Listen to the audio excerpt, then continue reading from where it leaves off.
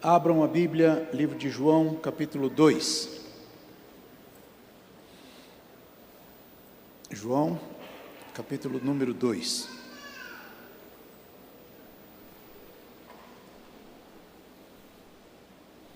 Do verso 1 até o verso 12.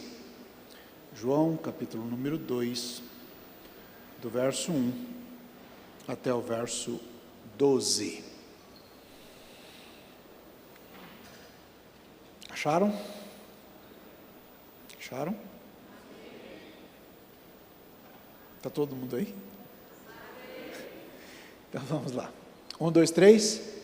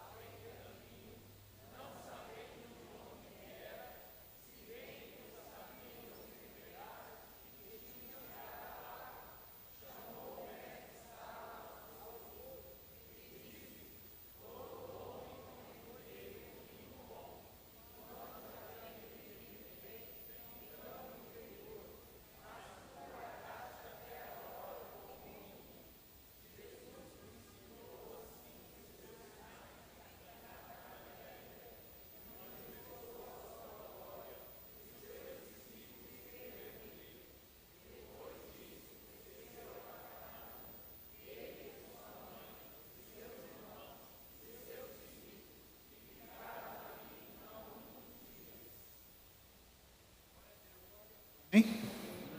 Amém? Podemos assentar.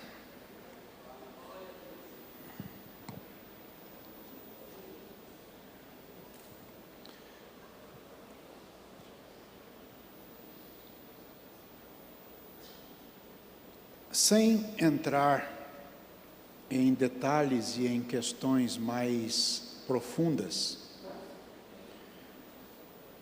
devo dizer que Jesus transformou água em vinho. E, segundo o que está escrito no texto, o que ele fez era melhor do que os que tinham passado por ali antes. Nós, servos do Senhor, não temos qualquer capacidade de interpretar corretamente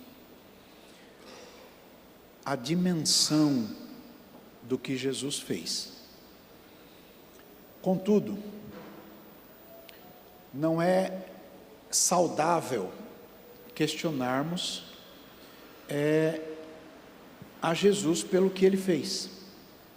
Ele fez, e tudo que ele faz é bem feito. E se tudo que ele faz é bem feito, nós não temos que questionar o que ele faz. Tudo que Jesus faz se apoia, se estriba, se fundamenta na sabedoria, no amor e na santidade. Então, a gente precisa observar estas coisas e usarmos todos nós da liberdade cristã que temos para dizer não e assim, dizendo não, nos abstermos de coisas que não são boas para nós, entre as quais bebidas fortes. Perfeito? Está claro aí? Ok. É certo que qualquer coisa, absolutamente qualquer coisa, que faz um irmão nosso se escandalizar, não é bom a gente fazer, seja o que for. Se o nosso irmão se escandaliza por alguma coisa que a gente faça, melhor não fazer. Não por causa da nossa consciência, mas por causa da consciência dele. Entenderam bem? Sim ou não? Ok. Eu prefiro estar ao lado dos que adoram, em vez de estar ao lado dos que apenas criticam, né? Sem fundamentar as suas críticas na inteira palavra de Deus. Bom, isto posto, eu lembro que nem Mateus, nem Marcos e nem Lucas falaram deste sinal.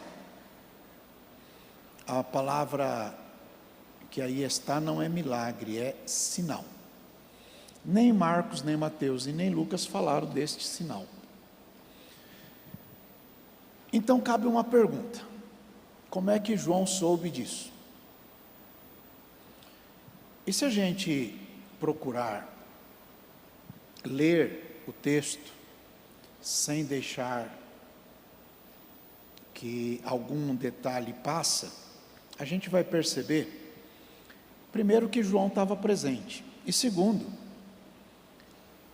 que ele pode ter ouvido de alguém, e este alguém pode ter sido alguém que estava lá. No livro de Deuteronômio, diz assim no capítulo 24, verso 17: não perverterás o direito do estrangeiro e do órfão, nem tomarás em penhor a roupa da viúva. Lembre-te que você foi escravo no Egito, e que o Senhor te livrou dali do Egito. Pelo que te ordeno que faças isso. Fazer o quê? Lembrar do órfão, do estrangeiro e da viúva. Continua lendo. Quando no teu campo você for fazer a colheita, o produto lá da colheita que você pegar, se na hora que você estiver pegando lá os produtos da sua colheita, você esquecer um ramo no campo, não volta para pegá-lo. E não volta para pegá-lo por quê? Porque você vai deixar para o estrangeiro, para o órfão e para a viúva. Para quê? Para que o Senhor teu Deus te abençoe em toda a obra das tuas mãos. Então, na medida que você expressa generosidade, deixando para o estrangeiro, para o órfão e para a viúva, Deus abençoa você. Está claro aí? Continua lendo. Próximo verso. Quando você sacudir um pé de azeitona, você não volta para ficar pegando aquelas azeitonas que não caíram quando você balançou. Não torne a balançar de novo o pé de azeitona. Por quê? Porque vai ficar para o estrangeiro, para o órfão e para a viúva. Está claro aí? Continua lendo. Quando você for fazer a colheita da uva, não volte atrás. Se você passou e deixou algum cacho de uva lá, não volte para buscar o que você deixou. Ele será para quem? Para o estrangeiro, para o órfão e para a viúva. Por que eu estou falando tudo isso? Veja o verso 22.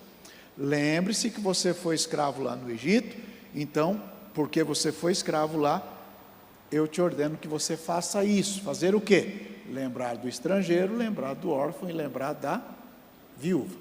Está claro aí? Bom. Agora vai ver o que está lá no livro de João, capítulo 19, verso 25.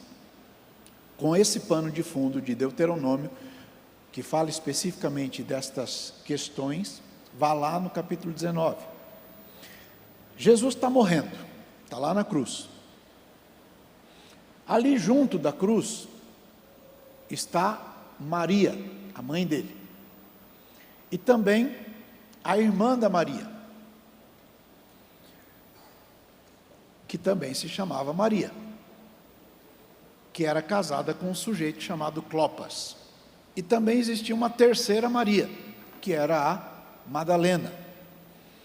Jesus, vendo ali a mãe dele, e vendo também que estava ali junto o discípulo a quem ele amava, disse para a mãe dele: olha aí o teu filho. Aí olhou para o João e disse para o João: olha aí a tua mãe. Agora lê a última frase depois da palavra mãe.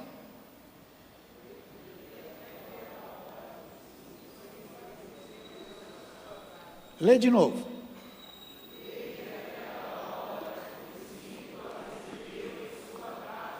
Então o discípulo chamado João recebeu na casa dele uma senhora viúva, José já tinha morrido, que agora não tem também o filho, e aí ele vai cuidar da viúva. Entenderam bem? Lá em Deuteronômio diz que quem cuidar da viúva vai ser abençoado. Está claro aí? Então, quando a gente lê como foi que o João levou Maria para a casa dele, depois da ressurreição, da crucificação do Senhor, eu começo a pensar que muito provavelmente, quando eles estavam conversando, a Maria lembrou do que aconteceu lá em Caná da Galileia. Por quê? Porque ela figura naquela história. E o único que contou foi o João. O Mateus não contou, o Marcos não contou e o Lucas não contou. Então, inspirado pelo Espírito Santo, de posse das informações que ele tinha, ele escreveu aquele texto, que vocês leram agora há pouco. Queridos irmãos, os crentes em Jesus absorvem coisas muito preciosas de fracos servos de Deus, que quando são provados, ganham experiências com Jesus. E tendo experiências com Jesus, as dividem, para que haja fortalecimento da fé de todos os irmãos. Uma coisa muito interessante na igreja é ouvir testemunho. Ouvir testemunho é extraordinário, porque fortalece a gente.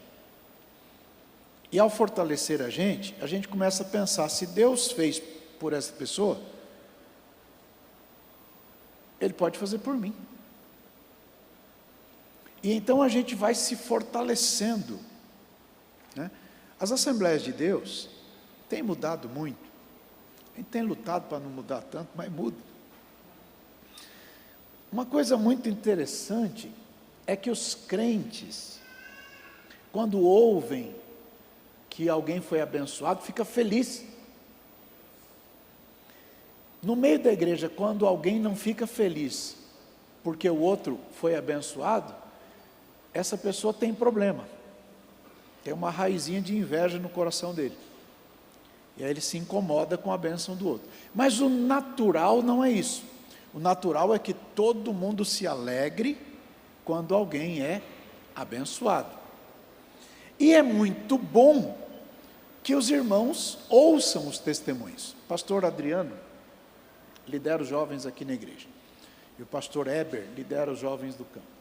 Tanto no congresso de jovens, quanto nos cultos de mocidade aqui, eles fazem questão de chamar os jovens para testemunhar, porque o testemunho de um anima o outro, não é?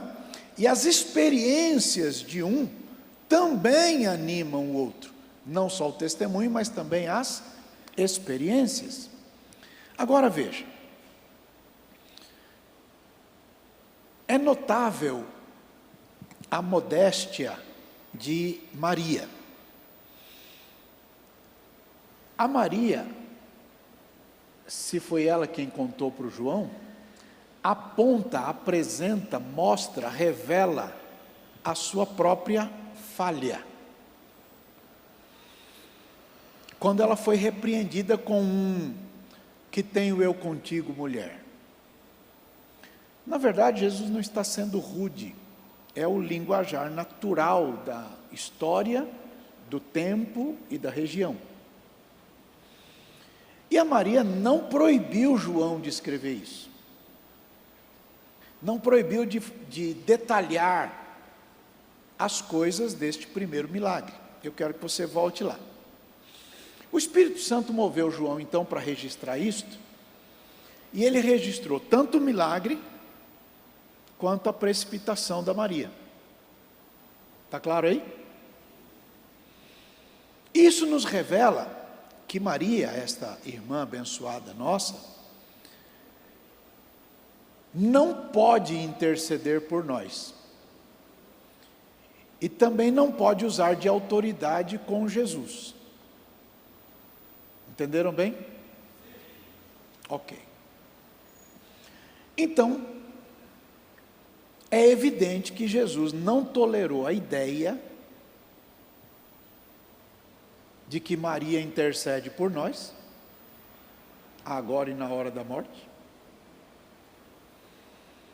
Nem qualquer um de nós pode se arvorar ao direito de dizer que é melhor do que qualquer outra pessoa e que, portanto, para ser abençoado tem que passar por sua mão.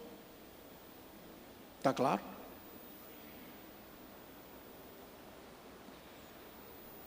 Jesus não é movido por relacionamento segundo a carne,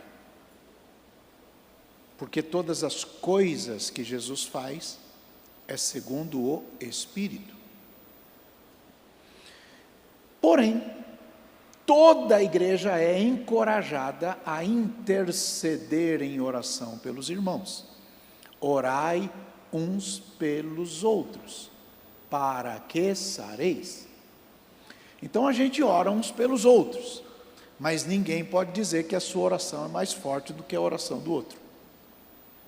O mesmo Deus que ouve o pastor é o mesmo Deus que ouve todos os irmãos.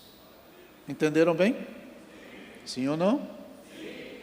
Então não existe a tal da oração forte, não existe da oração ungida, e não, cuidado.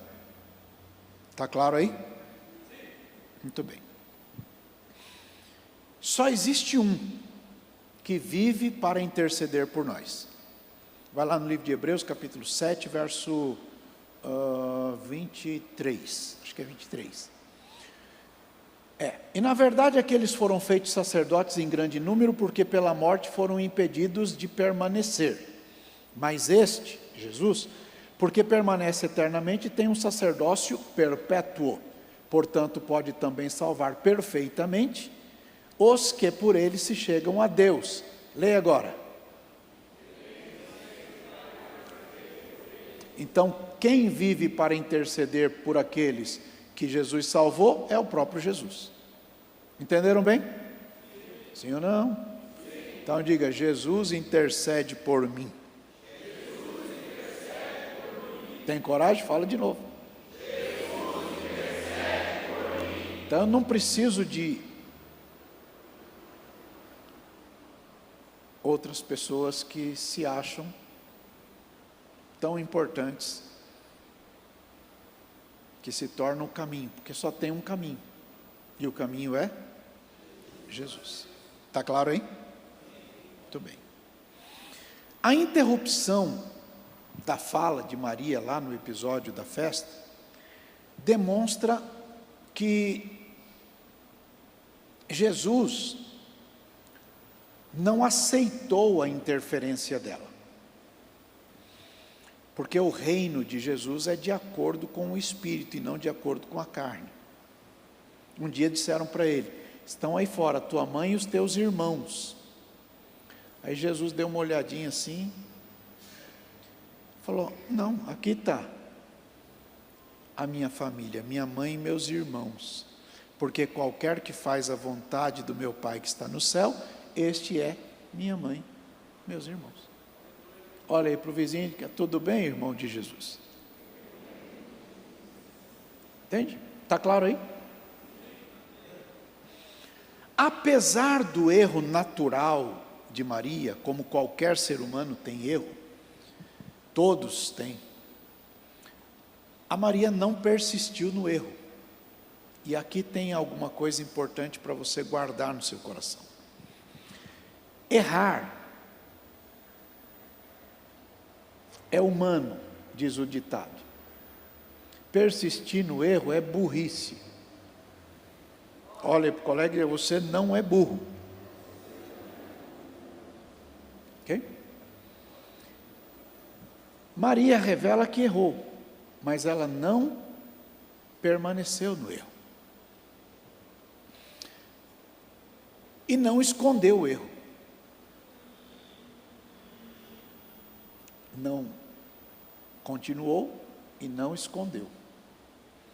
Ninguém deveria incorrer no erro de pensar nesta nossa irmã como a intercessora, percebe? Ela é uma serva de Deus, cheia de graça, foi instrumento de Deus, escolhida por Deus, talvez a mais especial das mulheres, ela e Eva, talvez, porque por ela o Verbo se fez carne. Agora ela era uma mulher humana como qualquer ser humano. E a Bíblia diz que ela e o José tiveram filhos, e os nomes dos filhos estão aí na Bíblia, é só você ler. Perfeito? Alguém perguntaria: por que é que o senhor está falando esse negócio da Maria? Vamos lá. Se hoje só tem crente, né? Quem já ouviu um crente falar a Virgem Maria?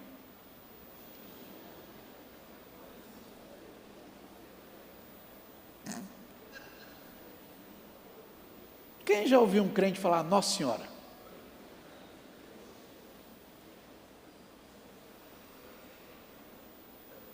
Então eu estou falando com crente. Crente é discípulo de Jesus, sim ou não? Ok, vai lá agora no verso 11 que vocês leram. João capítulo 2, verso 11. A última frase. Lê de novo, gente. Uai, mas eles não eram discípulos? E como é que pode ter discípulo que precisa crer em Jesus? Tem um punhado de gente que está na igreja de Jesus, tem os costumes da igreja de Jesus, mas de vez em quando solta um Virgem Maria, ou Nossa Senhora. Só falta fazer o sinal.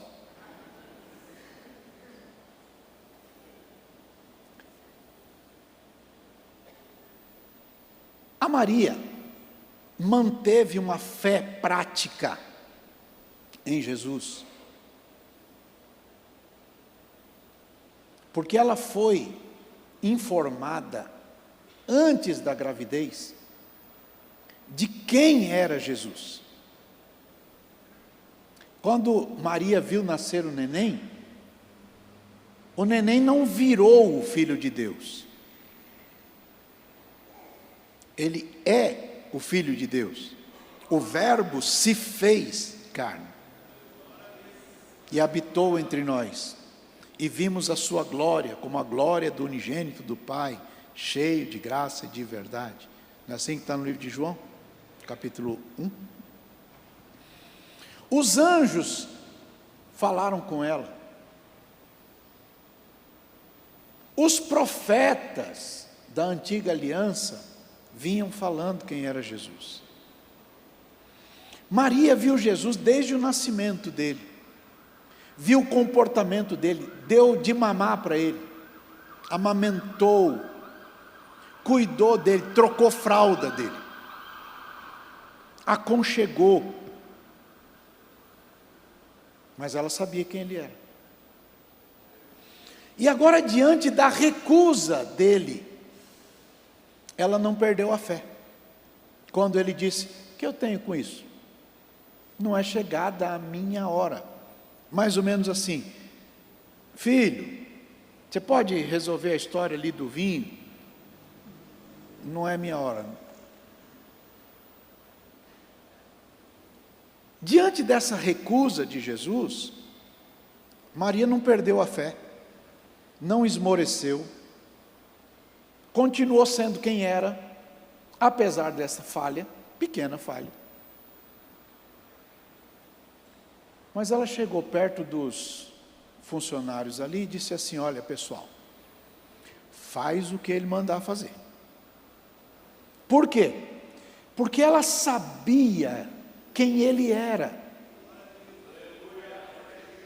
E por saber quem ele era, ela sabia também que de alguma forma ele daria o jeito. Maria sabia que Jesus faria o que fosse necessário, na hora adequada. E quando ela escutou a frase dura: ainda não é chegada a minha hora, ela sabia que essa hora estava chegando. A hora em que haveria a manifestação do Filho de Deus, realizando o primeiro sinal. E esse sinal haveria de identificar Jesus. A fé de Maria, assim como a nossa fé, é acompanhada de imperfeição, como a nossa fé também tem as nossas imperfeições. Tem algum super crente aqui?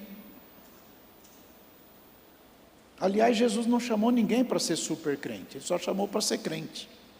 Lembra do Tomé? Tomé fez lá as bobaginhas dele. Aí Jesus chamou ele e falou assim: seja crente e não o quê?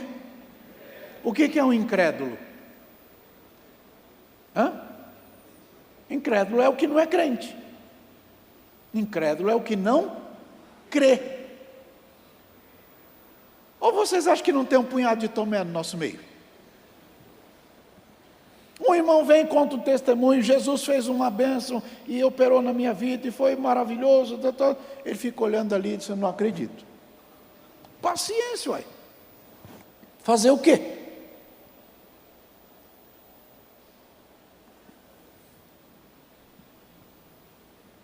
Quem aqui, no nosso meio, chegou numa situação tão complicada que se não fosse Deus tinha empacotado? Levanta a mão aí. Pois é. Fica com a mão levantada e dá uma olhadinha em sua volta aí. É isso aí. Aqui é um olhando o que Deus fez na vida do outro. E quando um vê o que Deus fez na vida do outro, todo mundo vai se fortalecendo. E um vai dizendo para o outro: vamos embora, gente, vamos embora. Olha, já passei por aí, teve um dia que eu cheguei, agora vamos embora. Chacoalha o vizinho e diga: vamos para frente, irmão.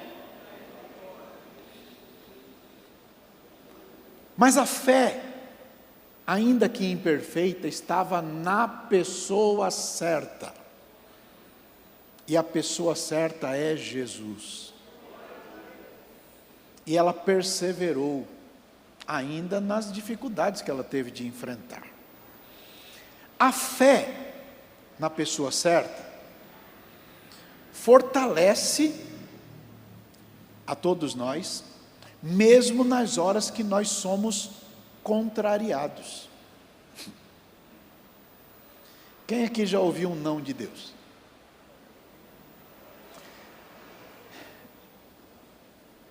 Às vezes o não de Deus deixa a gente meio chateadinho, não deixa? Ou não?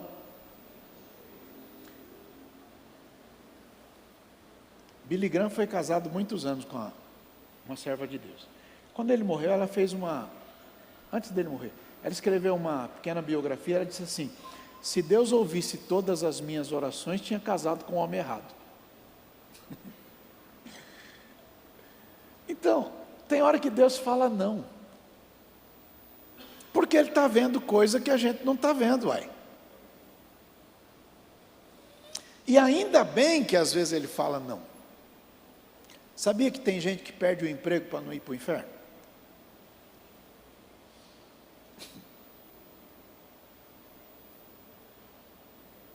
Cresce um pouco na empresa, fica um pouco mais importante, aí uma sacerdotisa do Satanás entra lá, bota uma roupa menos ortodoxa, passa perto dele, pisca o olho, ele diz: o sangue de Jesus tem poder. Aí passa mais um pouquinho, dá um sorrisinho, ele diz: cobre com teu sangue, Jesus. Daqui a pouco ela vem, entrega um papel com a roupa mais diferente, aí debruça bem na frente dele assim e fala: Jesus, unge os meus olhos. Passa mais um pouquinho, ela diz: quer um cafezinho? Aí ele, daqui a pouco, vira um ambiente propício a que ela faça um convite um pouco mais ousado, e aí ele já vai ficando encantado, achando que é melhor. Aí Deus olha assim e fala: eu preciso demitir esse sujeito aí, para ele não ir para o inferno. Olha aí para o colega e diz: entendeu? Às vezes algumas medidas de Deus são protetivas, e Deus protege, porque a gente não dá conta de escutar Ele. Paulo, escrevendo para o Timóteo, ele diz assim: foge dos desejos da mocidade. Qual é a ordem? Foge dos desejos da mocidade. Qual que é a determinação? Foge. Mas a gente acha que é super crente. Entendeu? Aí Deus intervém. Deus intervém para a gente se livrar. Abraça alguém aí e diga: viu como Jesus ama você? Agora veja, a fé na pessoa certa, até quando a gente é contrariado, vai sendo fortalecida. Veja, a perseverança da fé desta nossa irmã resultou na alegria de ela ver que o vinho que tinha faltado se tornou abundante novamente. E a qualidade disso que Jesus fez era uma qualidade superior a tudo aquilo que as pessoas tinham experimentado antes. A palavra que o Espírito do Senhor trouxe a todos nós hoje é para lembrar de manter a fé, mesmo após a recusa e uma repreensão, que às vezes, em princípio, a gente não entende bem. Mas tudo que Jesus faz é para o nosso bem. Entenderam? Sim ou não? Muito bem.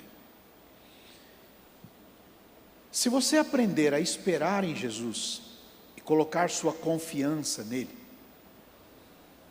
você vai se livrar de muitas enrascadas.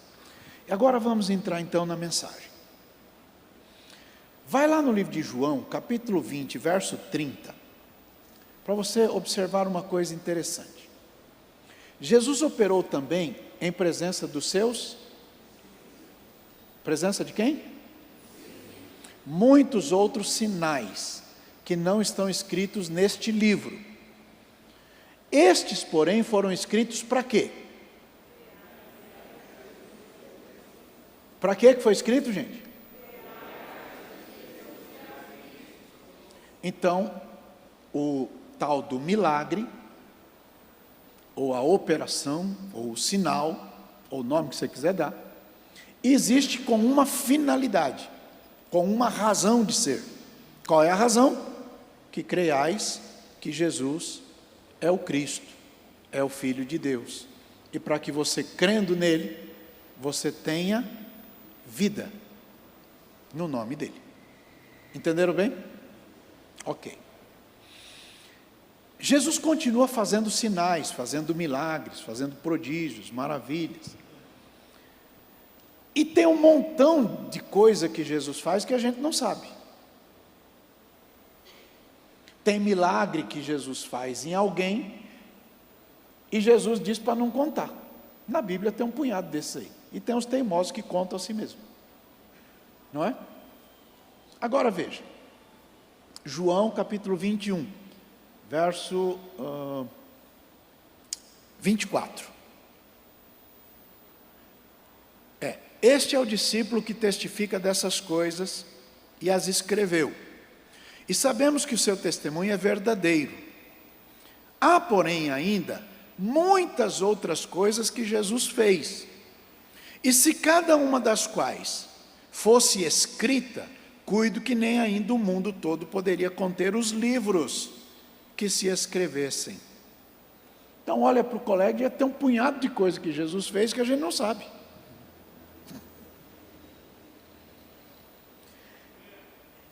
Agora, a gente precisa lembrar que Jesus Cristo é o mesmo. Ontem, hoje e será para sempre. Se a gente contar só as bênçãos que pessoalmente a gente recebeu, ou aquelas que a gente presenciou, a gente já corre o risco de esquecer de alguma. Se a gente não registrar bem na nossa memória, a gente pode esquecer, não é? Quem aqui, há uns 35 anos, mais ou menos, pediu um negócio para Jesus, aí Jesus demorou um pouquinho e deu, e o tempo passou, você nem lembrava mais disso, veio lembrar agora, enquanto você está ouvindo a mensagem. Tem alguém aí? Aí. Tem coisa que Jesus fez que a gente vai passando. Tem um hino na harpa, escrito por Johnson Ottman, eu não lembro o número, 564. Se da vida vagas procelosas são, se com desalento julgas tudo vão, contas muitas bênçãos, dize-as de uma vez, e verás surpreso quanto Deus já fez. Quantas bênçãos, dize quantas são, recebidas da divina mão, vem dizê-las todas de uma vez, e verás surpreso quanto Deus já fez. Tem uma outra parte que diz assim: se acaso mágoas, tens a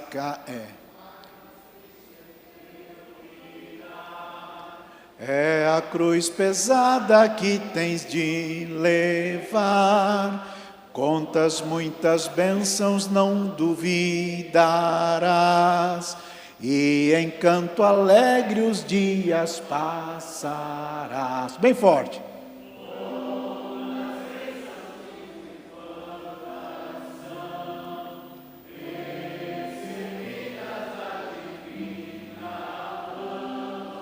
Vem dizê-las todas de uma vez, e verás surpreso quanto Deus já fez. Quando vires outros com seu ouro e bens, lembra que tesouros prometidos tens. Nunca os bens da terra poderão comprar a mansão celeste que vais habitar.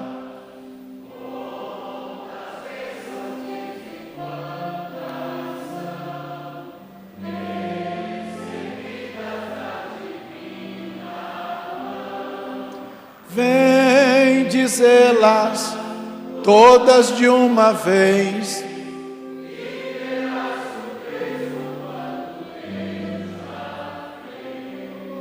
seja o conflito fraco ou forte aqui, não te desanimes, Deus será por ti.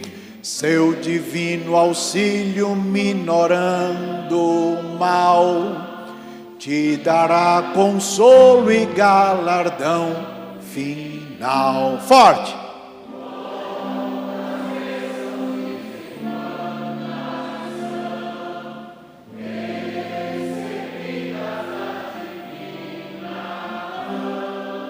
Vem dizê-las todas de uma vez.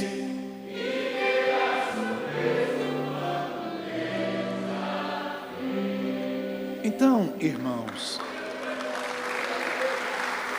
glória a Deus, pela graça do Senhor nosso Deus, em nome de Jesus, no poder do Espírito Santo, falo para irmãos que ouvem,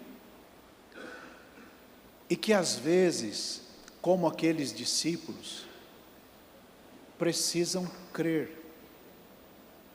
no Senhor. A palavra do texto é sinal, e o sinal sinaliza, né? É um roteiro, um caminho, um modo, uma forma, um jeito. Esse início de sinais manifestou a glória de Jesus, mas não foi só isso. Esse início de sinais apresenta a suficiência de Jesus, confirmando a fé. Veja de novo o verso 11. Jesus principiou, começou, iniciou, deu start. Desse jeito, os seus sinais. E tinha um objetivo. Qual era o objetivo? E os seus discípulos? Eu fico tentando aqui, hoje eu fiz essa pergunta para mim mesmo. Estava em casa escrevendo no escritório. Como é que alguém pode ser discípulo de Jesus sem crer nele? Mas não é que tem? Que tem dificuldade de crer na palavra, crer no que a orientação de Deus diz, e faz tudo diferente, porque acha que a palavra de Deus não é suficiente. Irmãos, o meu desejo é que o Espírito Santo ilumine os nossos corações, os nossos pensamentos, e aqueça os nossos corações, e fomente a nossa fé. Veja uma coisa interessante. Jesus estava falando de perdoar. Perdoa, não perdoa.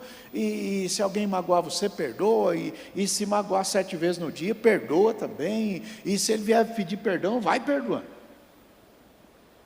Legal.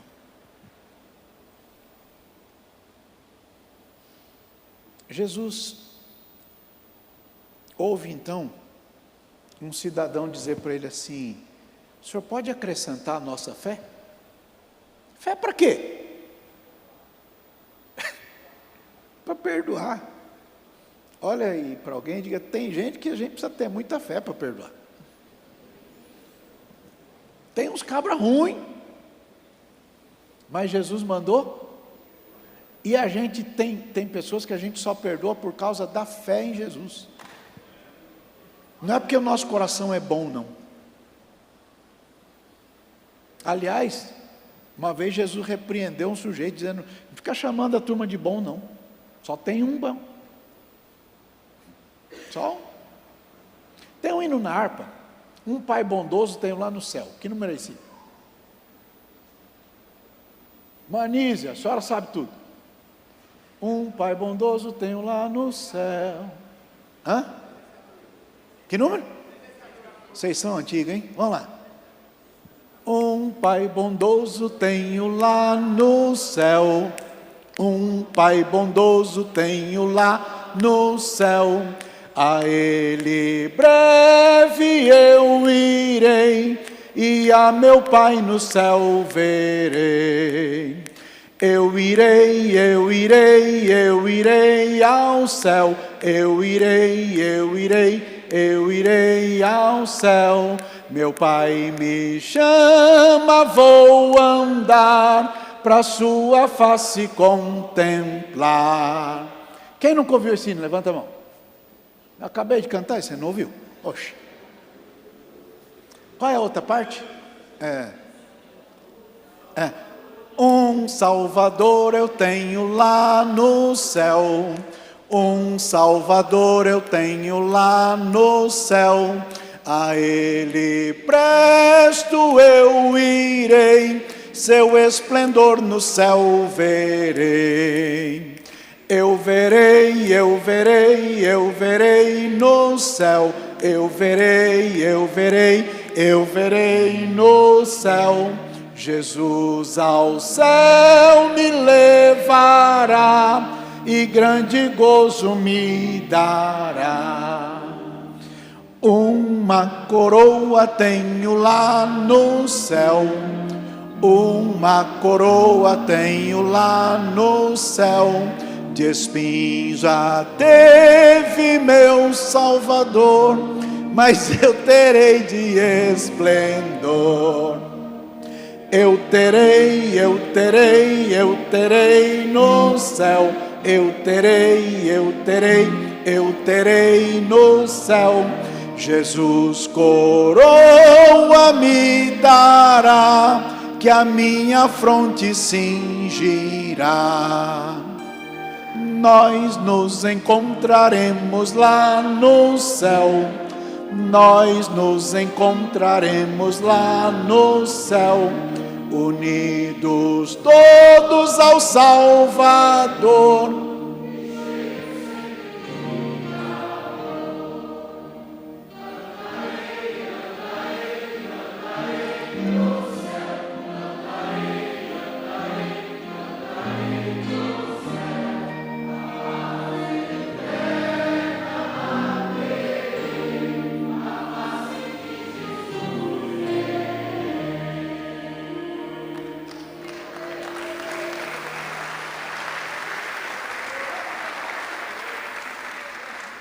Quem escreveu esse hino foi o irmão Paulo Macalão. O início revela, é a chave que mostra tudo que vem a seguir. Então a gente aprende neste primeiro sinal a razão de ser dos milagres de Jesus. Lembra que Jesus um dia está passando e vê um sujeito que é cego desde que nasceu, e aí alguém vem perto de Jesus e diz assim: quem foi que pecou para ele nascer desse jeito? Foi ele mesmo? Foram os pais? Aí Jesus disse: não, nem uma coisa nem outra. É que isso aconteceu para que se manifeste nele a obra de Deus. Isso está no capítulo 9. Mas se você voltar ao capítulo 6, perguntaram para Jesus: que faremos para realizar as obras de Deus? E Jesus responde: a obra de Deus é esta, singular, que creiais naquele que Ele enviou. Qual é a obra de Deus? Crer em Jesus, ok? E lá no capítulo 9, Jesus está dizendo que aconteceu aquilo com o rapaz para manifestar nele a obra de Deus. Que obra é esta? Crer em Jesus. Aí Jesus faz lá o barro, resolve o problema do rapaz, manda lavar, volta, aí começa aqueles testemunhos todos, e vai para aqui, vai para ali, conversa daqui, conversa de lá, até que ele chega lá na sinagoga e a turma brava com ele expulsa ele. Quando ele foi expulso da sinagoga, Jesus, sabendo que ele tinha sido expulso, foi atrás dele, encontrou ele, e quando encontrou ele, perguntou para ele: você crê no Filho de Deus? E ele perguntou: quem é ele para eu poder crer? Aí Jesus responde: você já ouviu, e é esse que está falando com você agora. O que o rapaz fez? Dobrou o joelho e disse: eu creio, Senhor, e o adorou. Então, tem o capítulo 9 inteirinho só para mostrar que a obra de Deus é crer em Jesus. E que às vezes a luta que você está passando é um jeito de Jesus te fazer crer nele. Entenderam bem? Sim ou não? Ok. Vejam lá. Voltem para o texto do capítulo 2. Quando Jesus foi tentado no deserto, Jesus tinha ou não tinha o poder de transformar a pedra em pão? Sim ou não? Ele estava com fome, 40 dias sem comer.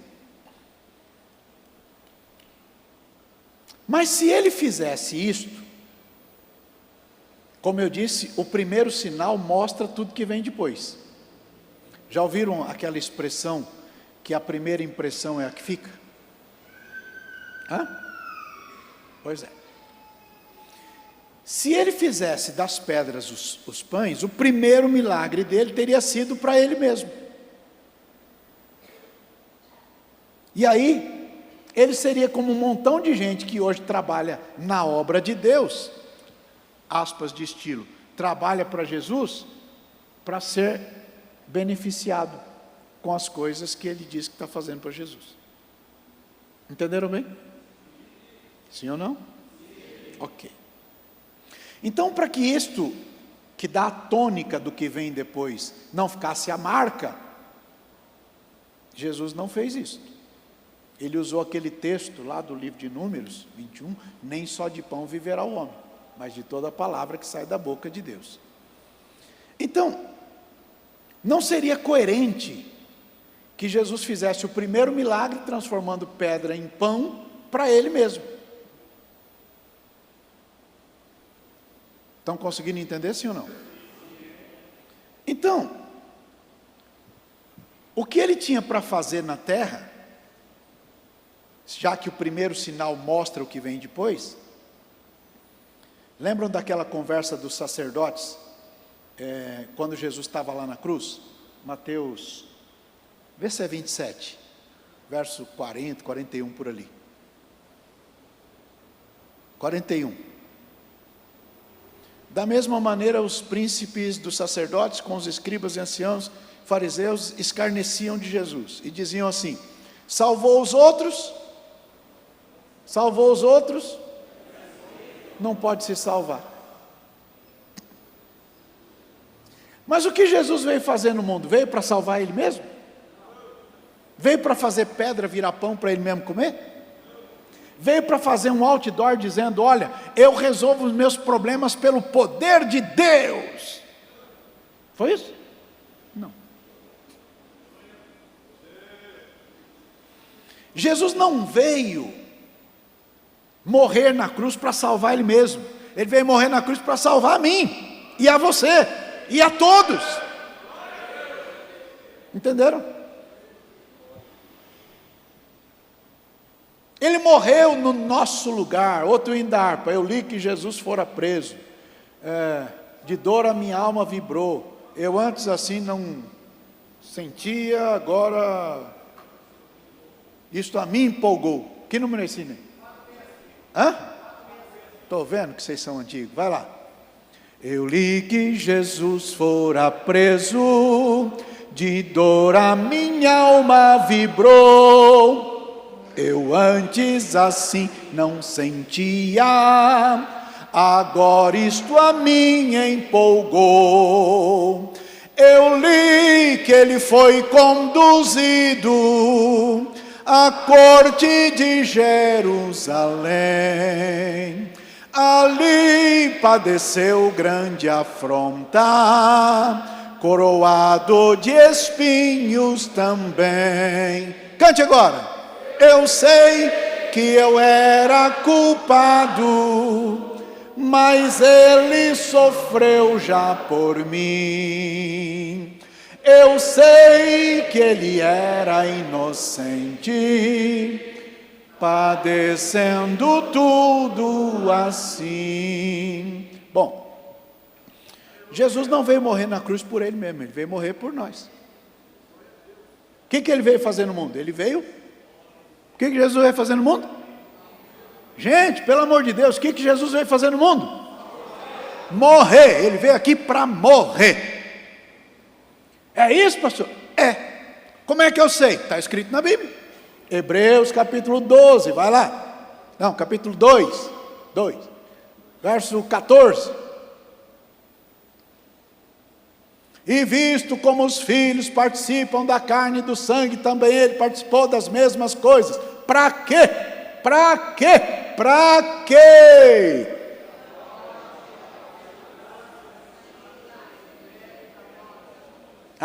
Então ele veio aqui para... Quem disse isso? Ele mesmo. Eu sou o bom pastor da vida pelas ovelhas. Eu as conheço, elas me seguem. Eu sou o bom pastor, eu conheço as minhas ovelhas. E das minhas sou conhecido. Eu sou o bom pastor da vida pelas ovelhas. Eu tenho o poder de dar a minha vida e eu tenho o poder de tornar a tomá-la. Ponto e vírgula. Este mandamento eu recebi do meu Pai. O que ele veio fazer aqui? Morrer. Se Jesus não tivesse morrido por você, você estava lascado. E eu também. Só que ele não permaneceu morto. Os portões da morte não puderam retê-lo. E ele ressuscitou e vive para interceder por nós.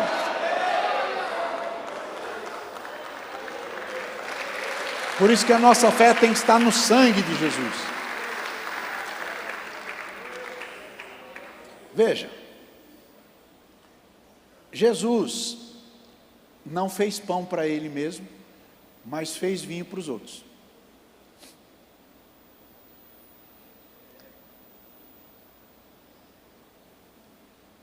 Agora veja, o pão é uma necessidade, não é? Ou não é? Mas o vinho é um luxo. Chacoalhe o vizinho e diga, vamos pensar. Diga, aliás, culto de doutrina é lugar de quê? Se o pão é necessidade e o vinho é um luxo, e ele não fez pão para ele, mas fez vinho para o outro, Jesus não se preocupou nem com um pedacinho de casca de pão para ele. E isso demonstra a missão dele. Quando dá mais do que o necessário para o outro, enquanto recupera as esperanças desse outro para quem ele está dando aquilo que é mais do que o necessário. A falta do vinho ia desonrar a família. O noivo, a noiva, os parentes. Deixava isso aquelas pessoas aflitas. Então Jesus fez o sinal. Ele sinalizou. Vocês vão ter que entender a partir disso aqui como é que vai ser as coisas. Então o primeiro sinal, o que dá o norte, foi esse aqui. Bom, Jesus não deseja que uma festa de humildes camponeses que se casaram por amor termine num fracasso prematuro. Aquela família convidou Jesus para o casamento deles.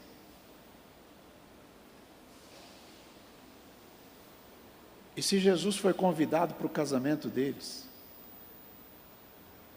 Jesus fica olhando os detalhes, e Ele vai agir, para resolver os problemas que trazem aflição. Chacoalho, colega, está entendendo?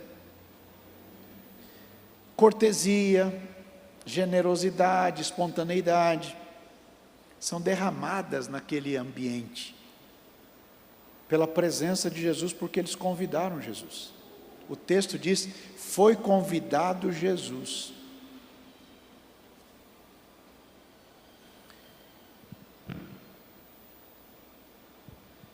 Percebam a bondade de Jesus. Jesus não é egoísta. Tito, capítulo 2, verso 13. Aguardando a bem-aventurada esperança e o aparecimento da glória do grande Deus e nosso Senhor Jesus Cristo. Então, volta.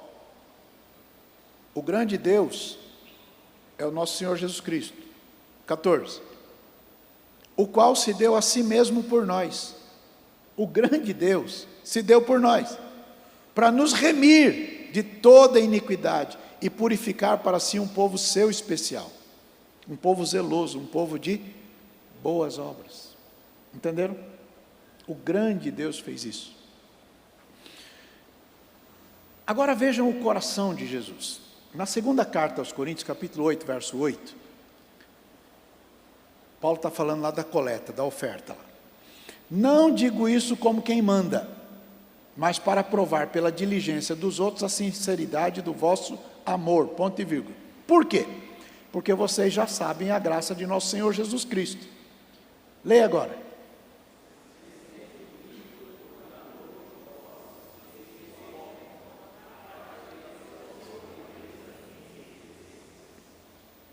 Sendo rico, por amor de vós se fez.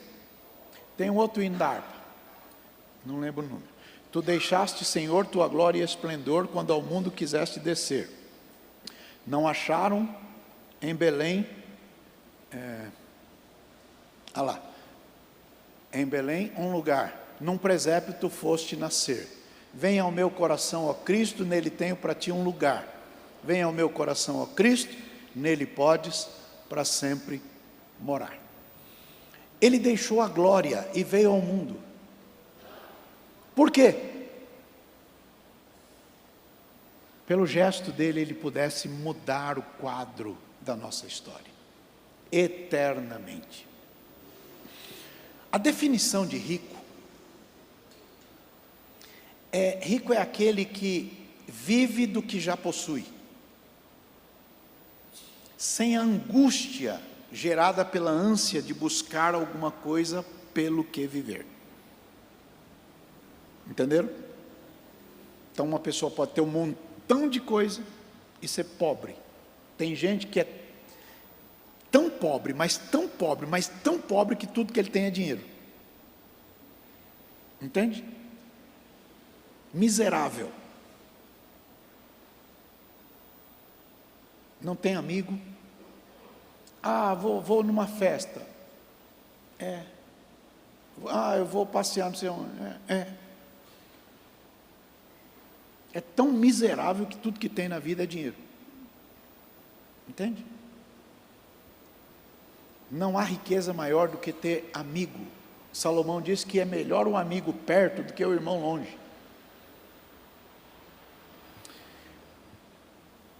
Jesus, para salvar as pessoas e demonstrar a que veio, não economizou.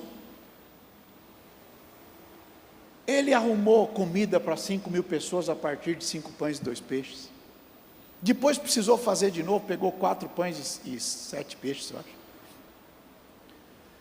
Depois ele fez o mar e o vento ficar quieto. Depois ele limpou leprosos, curou cegos, fez aleijados levantar, desalentados, angustiados, desprezados, ganharam vida de novo. Gente enrolada na vida se levantou. Um que estava dentro da sepultura, Jesus mandou sair. Jesus é maravilhoso. E ele disse assim: você está cansado? Você não aguenta mais? Venha a mim. Todos vocês estão cansados, sobrecarregados, eu vou aliviar vocês. Tomem sobre vocês o meu jugo, aprendam de mim, e aí vocês vão encontrar descanso. Abraça o vizinho e diga: você não precisa ficar desesperado, não. Tem gente que é doido por um milagre. Irmão, como é difícil ensinar isso para a igreja. Jesus não chamou a gente para viver de milagre, não.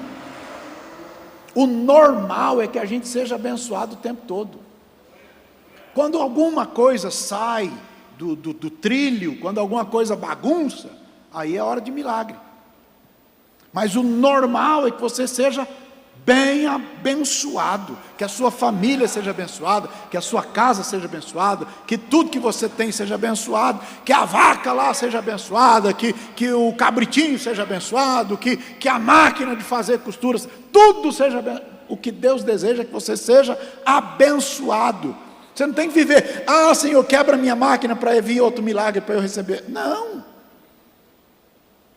Lá no deserto, olha como as coisas são. Deus disse: vocês andaram 40 anos, a roupa não estragou, e o sapato não furou. Abraça o colega e diz: e aí, irmão? Não tinha um milagre, todo dia chega um tênis novo.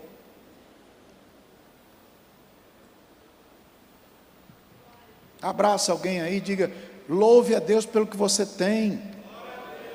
Tem gente que reclama pelo copo que falta e esquece de agradecer pelo tanto que já está lá.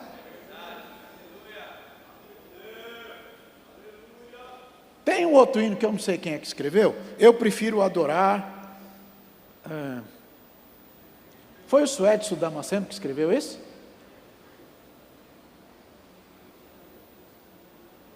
Eu prefiro adorar. André Fontes canta, mas quem escreveu foi o Suécio. Se ele nada fizer, eu uso a minha fé. Questiona ou adora. Não é assim?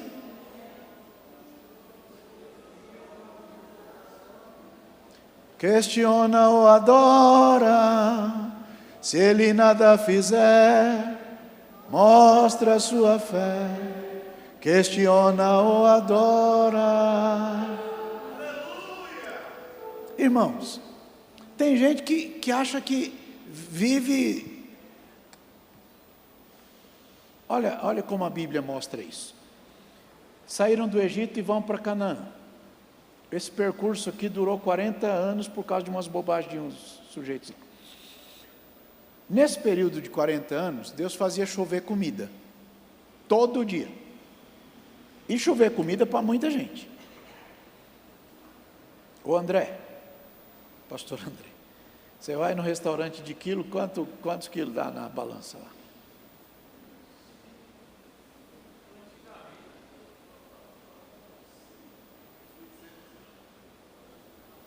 $800. Sandro? Vocês combinaram. Sérgio? Geraldo? Ele vai naquela que precisa pesar, eu acho. E aí, Marcos? Agora imagina 3 milhões de pessoas tendo que comer todo dia. Se cada um comesse 1 quilo por dia, entre jantar e almoço, 3 milhões de pessoas dá 3 milhões de quilos. Cada milhão de quilos enche quantas carretas?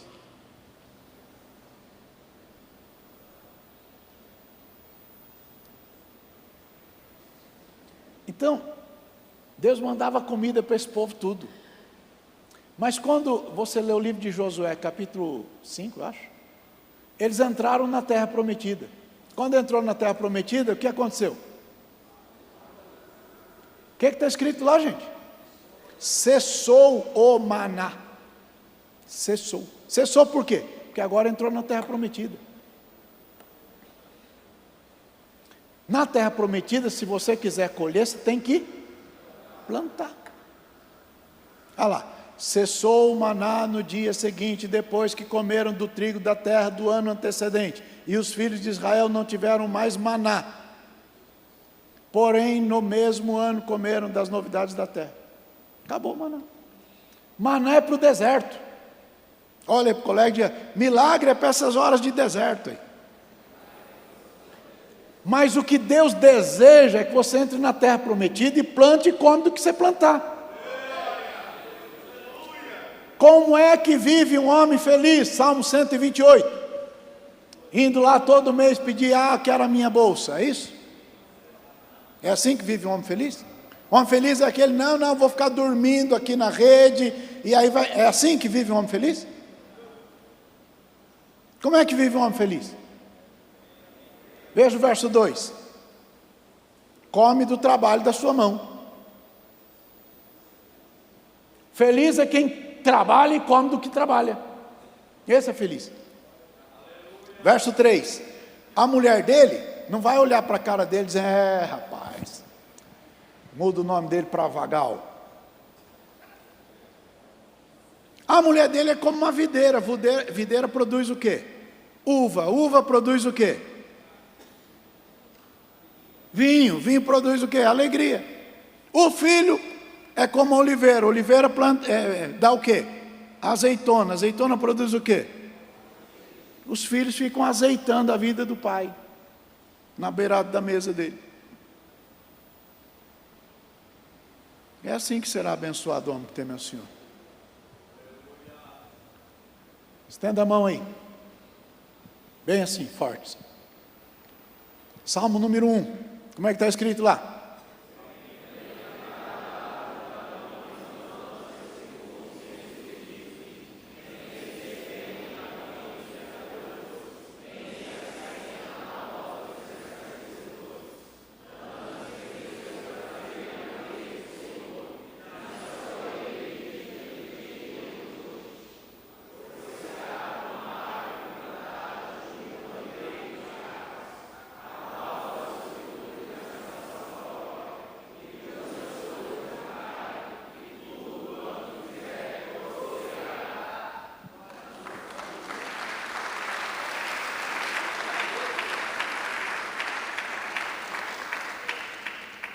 Fala para o vizinho, estende a mão assim, fala para ele. Aí põe a sua mão em cima da mão dele. Diga, você é abençoado, irmão. Viva como abençoado. Age como abençoado. Tenha procedimento de abençoado. Tenha coragem de abençoado. Tenha disposição de abençoado. Tenha ânimo de abençoado. Levanta como abençoado.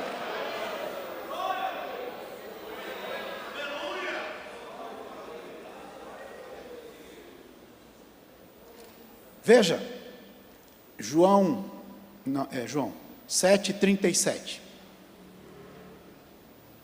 No último dia, olha para o colega e já presta atenção nessa frase.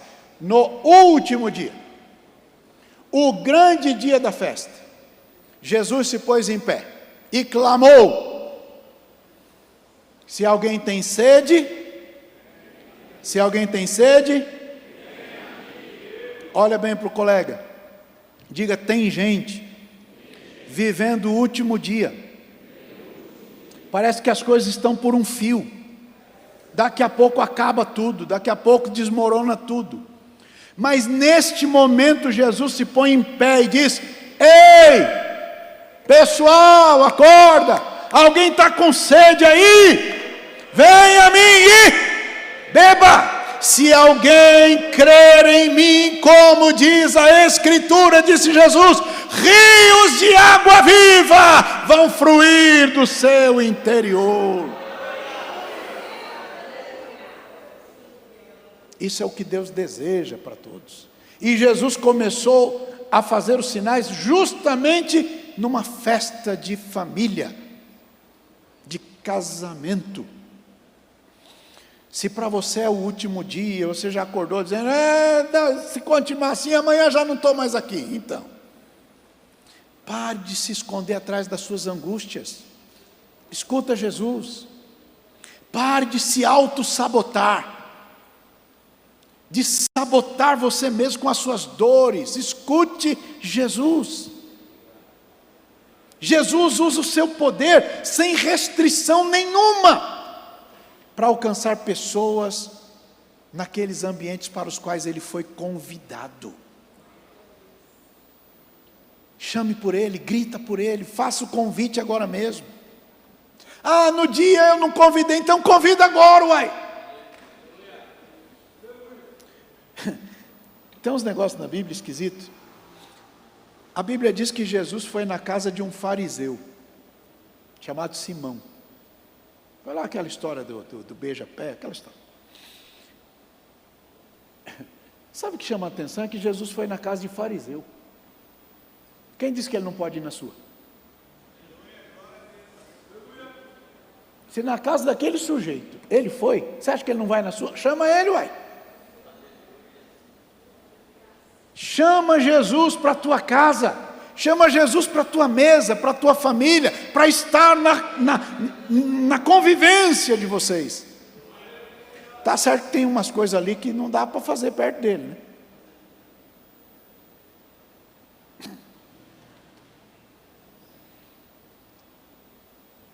Verso 11 do capítulo 2 diz: e os seus discípulos creram nele.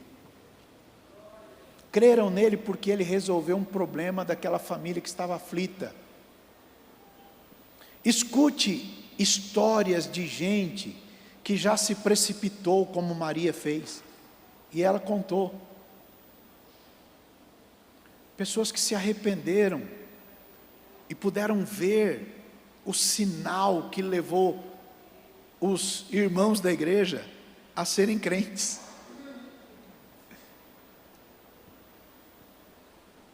Irmãos, existem pessoas que passam muitos anos na igreja e se converte depois de um sinal importante na família. Está ali, canta, foi batizado, tem cartão de membro, um monte de coisa, mas não crê. Num dia, acorda. Há muitas histórias de restauração, há muitas histórias de testemunhos. A gente era criança, tinha uma irmã chamada Benedita Cavalaro, serva de Deus, crente, honesta, cheia do Espírito Santo. E na época não existia água encanada, a gente ia buscar água na bica. E alguns irmãos conseguiam, com muito esforço, furar poço em casa. E na família dela furou um poço. E a água era salobra que fala? Salobra. E aí, os vizinhos diziam para ela: e aí, você é crente, a sua água é salobra e a nossa não? E ela foi orar. E não é que a água mudou? Eu cresci convivendo com isso. Ela está viva até hoje. Jesus faz coisas que a gente não dá conta de explicar. Eu era líder de jovens, menino novo, mas tinha um líder acima de mim, chamava Antônio, daqui a pouco eu lembro o sobrenome. Ele foi fazer um culto ao ar livre num bairro lá. Eu não estava não. Aí um sujeito pega umas caixas de som assim, e vira para o lado do culto ao ar livre, e bota aquele som de arrebentar. O João, cheio do Espírito Santo, chamou os irmãos e disse: vem cá, irmãos, vamos orar, Deus vai queimar aquilo lá. E não é que ele orou e não queimou o trem? Então, irmãos, Deus faz coisas que a gente não tem registro de tudo. Mas se você começar a olhar, conta as bênçãos, vem dizê-las todas de uma vez, e você vai ver surpreso quanto Deus já fez. Jesus Cristo é o mesmo ontem, hoje e será para sempre.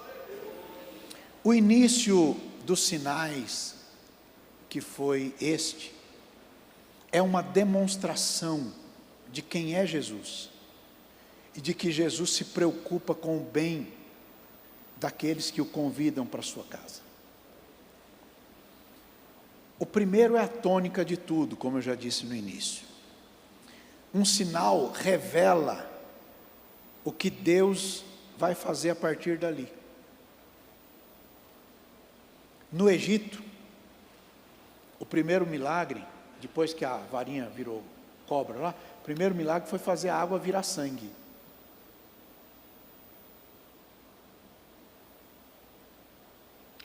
Mas Jesus faz a água se tornar vinho. E Jesus inicia isto vencendo a serpente e fazendo a água se tornar vinho. E Ele deseja trazer descanso, vidas atormentadas, um fardo pesado, uma história que se sustenta em mágoas, em dores, em coração abatido, amargurado. Jesus deseja mudar esse mundo cinzento, trazendo um colorido de riso. Tudo que Jesus faz é bom. Quando Jesus secou a figueira, Jesus estava fazendo bem ou mal?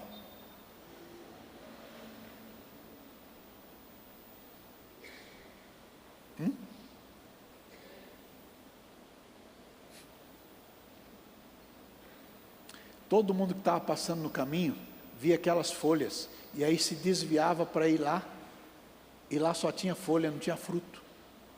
Era um engano. Tudo que Jesus faz é bom.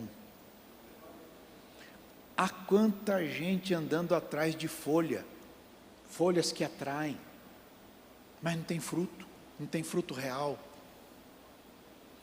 Isso gera decepções. Há quantas pessoas decepcionadas com a igreja, porque foi em algum lugar que falava em nome de Deus, mas era só folha. Faz isso que vai acontecer aquilo, dá o desafio disso que vai chegar lá.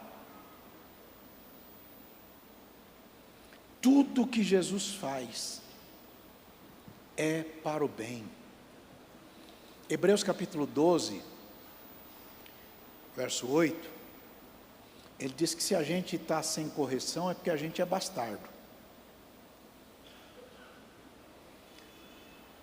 Agora, filho às vezes é disciplinado.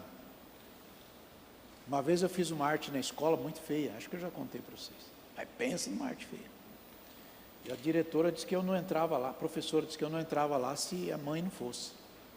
E eu tentei burlar o sistema, né? Chamei meu irmão mais velho, Valmir, se ele podia ir lá, e não deu certo. O Daniel também não deu certo, eu sou o terceiro. Tive que chamar a mãe. A mãe foi. Quando a minha mãe voltou, italiana, voltou mais vermelha que o extintor lá. Virou a esquina, eu apanhei, gente. Pensa. Mas pensa. A minha mãe dizia, eu não lembro disso não, mas eu lembro. Pensa. Mas eu parei de fazer arte na escola.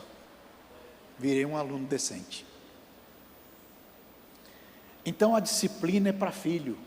A disciplina não é para bastardo. Bastardo não tem disciplina, filho tem. Ainda bem que a minha mãe me bateu aquele dia, porque eu acordei. Entenderam? Quem aqui já apanhou da mãe? A mãe tem a melhor mira do planeta. Ela consegue acertar a gente com chinelo a 10 metros e não erra. E se errar, ela fica brava e a gente apanha mais. Então tudo que Jesus faz é bom. Mas um dia o cordeiro vai ficar bravo. E nesse dia, aí vai ficar ruim. Então ele vai condenar os ímpios que rejeitaram a sua misericórdia. Ele vai enviar para o fogo eterno os que não quiseram a sua oferta generosa. Quem vem a Jesus descobre o coração de Jesus e se volta para Jesus. Jesus quer abençoar a sua casa. Agora vejam, para a gente terminar. O primeiro sinal foi num casamento. O casamento é um vestígio, um resquício do paraíso. No paraíso Deus veio e entregou Eva para Adão. Casamento. O Satanás luta contra o casamento faz tempo. Pensa. Ele arruma confusão de tudo quanto é tipo. Arruma uns caminhos alternativos, um monte de bandalheira. Porque se ele destruir a família, ele destrói a sociedade. Destruir a sociedade, ele impera no mundo. E é isso que ele faz o tempo todo. Jesus estava tocando nas próprias origens, revigorando a alegria de um casal abençoado, unido, para frutificar em amor, mas que estava passando uma fase ruim. O vinho acabou, mas Jesus estava lá. Então eu quero que você saiba que Jesus está pronto para transformar o que for necessário, para que a esperança não morra e a alegria flua novamente. Lembre-se que o primeiro sinal foi um milagre de compaixão. Em cada caso, o sinal atende a uma necessidade. O vinho, que tinha acabado lá, gerou uma crise. E os noivos estavam com medo de serem envergonhados. Na verdade, aquela necessidade fez o casal e fez todo mundo saber quem é Jesus. Aquela necessidade fez que aquelas pessoas crescem em Jesus. Aquela necessidade fez os irmãos da igreja crerem em Jesus. Os discípulos creram nele. Discípulo é crente, evangélico, cartão de membro. Pois é, aquela necessidade fez os discípulos crerem nele. Os noivos e os convidados não teriam provado do vinho mais excelente, se aquela necessidade não tivesse aparecido. Aquela necessidade então abriu um caminho para a manifestação do Filho de Deus, para que os discípulos crescem nele. Então quando Jesus está presente, até a crise é um caminho de bênção, porque ela dá espaço para que a gente se desapegue da autossuficiência. Imaginem que aquele moço tivesse comprado vinho suficiente e não fosse faltar e estava tudo, ninguém ia saber de nada disso. Mas aquela necessidade abriu a porta. Olha bem para alguém e diga: eu quero que você saiba que Deus não saiu do trono. Ele continua no controle. Todas as coisas contribuem juntamente para o bem dos que amam a Deus, dos que foram chamados segundo o seu decreto. Eu recebi a autoridade de Jesus para dizer para vocês: o meu Deus, segundo a sua riqueza, suprirá todas as vossas necessidades em Cristo Jesus. Então, ao nosso Deus e Pai, seja glória pelos séculos dos séculos. Amém. É a palavra do Senhor.